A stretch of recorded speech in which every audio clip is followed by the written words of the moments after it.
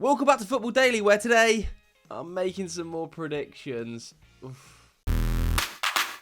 That's right, we're at a part of the season where, let's face it, is a little bit short on news. There's a little bit of a lull. We haven't had many managerial sackings. There's not too many transfers in the air. There's no league titles being won. So today, we're going to go for something a little bit different. We're looking well into the future today as I attempt to predict the next 10 players to cost over 100 million quid. Right, let's not mess about. Straight into it. First name being revealed. I'm going Mo Salah. I think Mo Salah is a nailed-on contender for this one. I just think that Saudi Arabia aren't going away. And, of course, they had that £150 million offer rejected by Liverpool quite close to deadline day. I think if that had been at the start of the summer, Liverpool definitely would have considered it. I think next summer, maybe not to the tune of £150 million, but I certainly think they're going to come in at over £100 million. I think that Mo Salah will become the face of the Saudi Pro League. He will be the biggest superstar in that league, despite the fact that Cristiano Ronaldo is there. Look, I think Liverpool would be smart to sell at that fee. Yes, he is still sensational, still playing nearly every single game available to him. Last season, a ridiculous number of goal involvements, pretty much guarantees you over 20 goal involvements a season, doesn't he? And I understood why they rejected the 150 million last summer. They couldn't get a replacement through the door. If they'd have sold Salah, they'd had no shot at, competing at the highest level for the highest trophies. But with 12 months to plan, 100 million for a 32-year-old? I see no way, despite the long contract, that next summer he doesn't become an Al Ittihad player. I think this one is a dead cert. Another dead cert then, I think, is Victor Osimhen. I think Victor Osimhen will leave Napoli in the summer, and I think it will be for over £100 million. Of course, De Laurentiis wanted over £150 million last season. Not particularly surprised, given they won the Scudetto. He was the best player in Serie A, one of the best strikers in the world. 26 goals in the league alone last season. This season as well, gone off really well, hasn't he? 6 goals in 7 starts, 2. And you also have to factor in the off-the-field issues.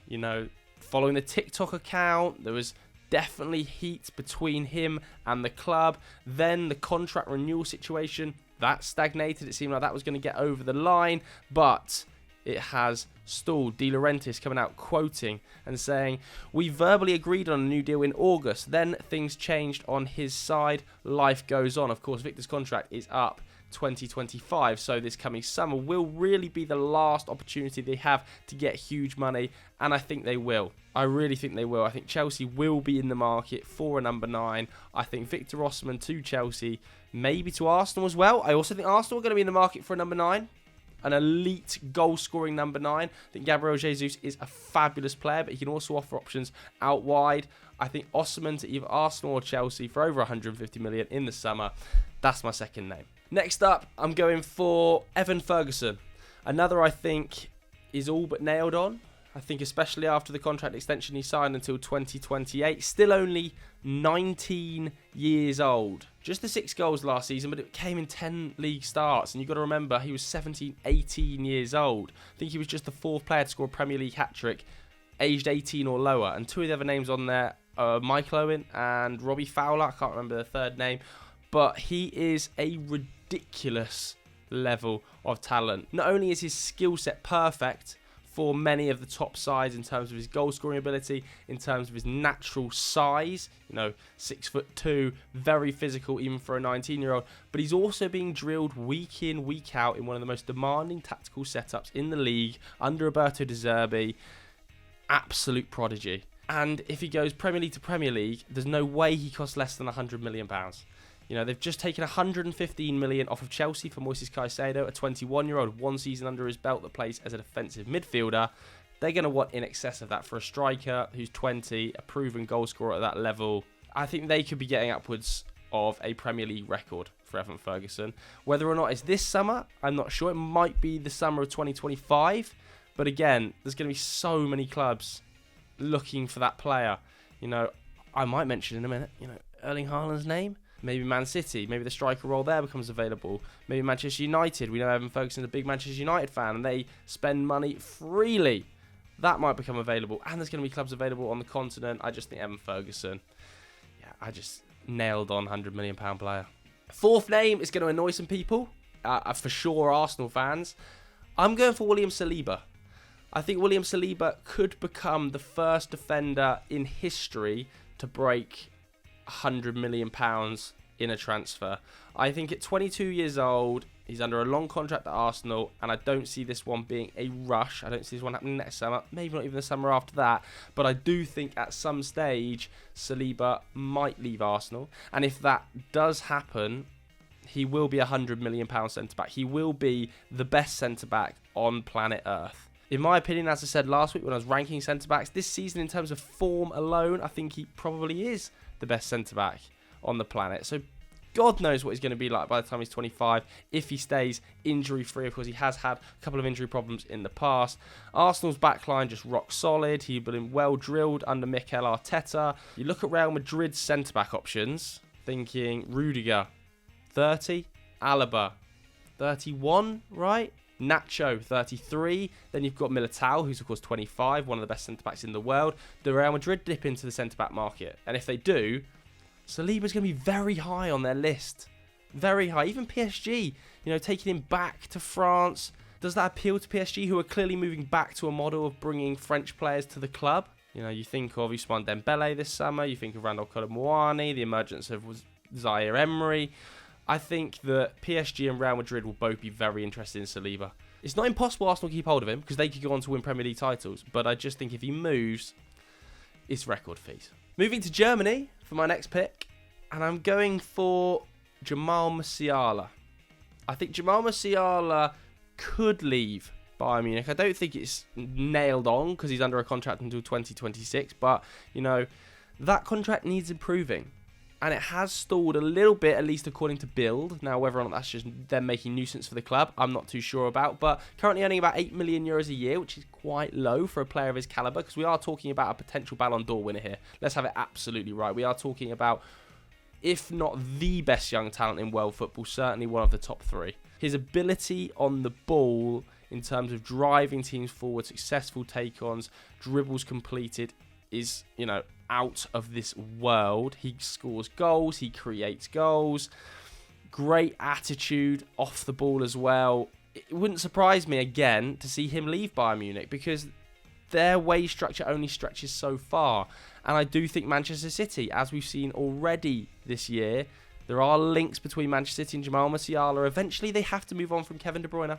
Eventually it's going to have to happen. And if it does happen, I think Musiala will be very high in their thinking. My sixth player is going to be a player potentially to replace Jamal Musiala at Bayern Munich. I'm going for Florian Wirtz. I think there's only so long he can stay at Bayer Leverkusen. We've seen them get big fees for players in the past, the likes of Kai Havertz, and Wirtz is going to be another one of those. Still only 20 years old, an absolute creative machine. Seriously, he's producing upwards of 6 shot-creating actions per 90 this season. Dribble monster, you cannot get the ball off him. He is technically beautiful to watch. Bounced back really, really well from that major knee injury, back to his 21-22 best form, really, under Xabi Alonso, which you love to see. Could he be the face of German football going forward? I think he probably could, Florian Wirtz. So let's say Jamal Musiala, in my head, does go to a Manchester City. Florian Wirtz very much could be the replacement there. Now, would Bayern pay 100 mil? We've seen them do it with Harry Kane, but that was for a superstar guarantee in that position. I think Musiala would have to grow quite considerably for them to pay that. But in England, they chuck money around like it's nothing, like it's going out of business. And I think Florian Wirtz, I've seen a lot worse players in the Premier League move for like 100 million euros. A lot worse. At 7, controversial on this one, I think. I wanted to pick one of the Madrid midfield 4. I've picked Fede Valverde, just because in the summer we saw the most links with a potential exit. I was potentially thinking of picking Camavinga, just because we've seen him utilised at left back at times, but at 20 years old it feels like he will eventually grow into a midfield role once we see the back of Luka Modric and Toni Kroos. Having said that, Valverde has started 9 of the 10 games this season in midfield. He's a core component right now at 25 years old, playing some of his best football ever. He's probably the least talented of the 3, Bellingham, Tchouaméni, Camavinga. I think Valverde is the least talented, but might be the hardest working and the most consistent of the front 3, other than Bellingham, who we know is just kind of a freak at this stage. He's under contract until 2027. The reason I'm saying Valverde is if they did sell one of the four, I personally would sell Valverde. We've seen links to Liverpool in the past. Do they spend the Mo Salah money on him? I don't think so, because he's not a 6. So it doesn't... It's a bit of a eggy fit there, isn't it? But if one of the Real Madrid midfielders does leave, it's going to be for massive money. And I think I would probably come down on the side of Valverde. Just. 8th, I've gone for Erling Haaland. There's not much point discussing his numbers because we all know them. At 23 years old, I believe the contract has now written out his release clause. There was reportedly a release clause written in when he joined Manchester City from Borussia Dortmund that would allow him to go to Real Madrid. I think that has reportedly been removed now. He's going to be on massive money at Man City. His agency, of course, commanding massive money. But Real Madrid have met with him multiple times before he moved to Manchester City. And I just don't see Haaland staying in one place for his entire career. I don't see him staying at Manchester City now until he retires. I think he's the kind of player that is going to jump around the leagues, a little bit like Cristiano Ronaldo, prove he can do it in multiple places, multiple leagues, win multiple titles with multiple different clubs. Enough multiples in there. And if that does happen, yeah, Man City are going to want, what, 200 million world record fees for Haaland? Let's say in 3 years' time he decides, okay, I've won a treble, 2 league titles, another Champions League, a Ballon d'Or. It's my time now to go to Madrid at 27 years old. I'm going to commit. That's going to be a £200 million move. Yeah, that's going to be one of the biggest moves in the history of football. At 9, I've gone for Rafael Leão, who is difficult here because he is quite a unique fit, Rafael Leão. He's 24 years old now, and he signed the contract until 2028, which I was surprised about. And I was even more surprised about the €175 million release clause because I don't see anybody paying that. I think a lot of the top sides are sorted in the left-wing position, particularly the likes of Real Madrid with Vinicius Jr., PSG, not necessarily, but with the arrival of Randall Colomwani, Gonzalo Ramos, Ousmane Dembele in the summer. Maybe they've already prepared for the exit of Kylian Mbappe. Chelsea, loads of wingers on the books. Man United, Marcus Rashford on the books. So maybe it could be someone like Arsenal. If somebody in the front line was to move from Arsenal, could Rafael Leão fit in there? Because I think he is an amazing player. Like an amazing ball carrier, a brilliant goal scorer. I think it was 15 in Serie A alone last season. Huge moments in the Champions League. And he basically single-handedly drives Milan forward. So without him, they have a huge hole. So it would take a huge fee to get him out of the club. I just don't see him staying at Milan again until he's like 35. At some stage, he's going to leave Rafael Leão, and his contract's so long and the release clause so big, it's going to be for a big fee. Final one, probably the most controversial of the lot. I've gone for Gavi at Barcelona. I just think the Barcelona financial situation will come back to bite them. At some stage, I know that they've pulled levers, they've put on sticky plasters, they've done everything possible to avoid having to sell too many superstars. Now, they agreed to sell Frenkie de Jong, let's not forget, just 12 months ago to Manchester United. I think those problems at some stage are going to resurface, despite the fact we've seen all the reports of our financial situation has been solved, blah, blah, blah. Has it really? And if you look at the players that are going to be available for sale or most sellable assets at Barcelona, you think of Frenkie de Jong. I think he's more important than Gavi. I think he's one of their best 3 players. Pedri. I don't see a world in which Barcelona allow Pedri to leave the club, which means Gavi might be the guy that has to be put on the chopping block. I think he is a really good player, but I don't think he's Pedri or Frenkie de Jong levels. And rumours are already starting to develop, or in the summer were, that in 2024, somebody's going to have to be sold to make room on the wage book. And if that's the case, I think, there'll be plenty of interested clubs in a Golden Boy winner that is a Spanish international, works his absolute nuts off, and is technically amazing.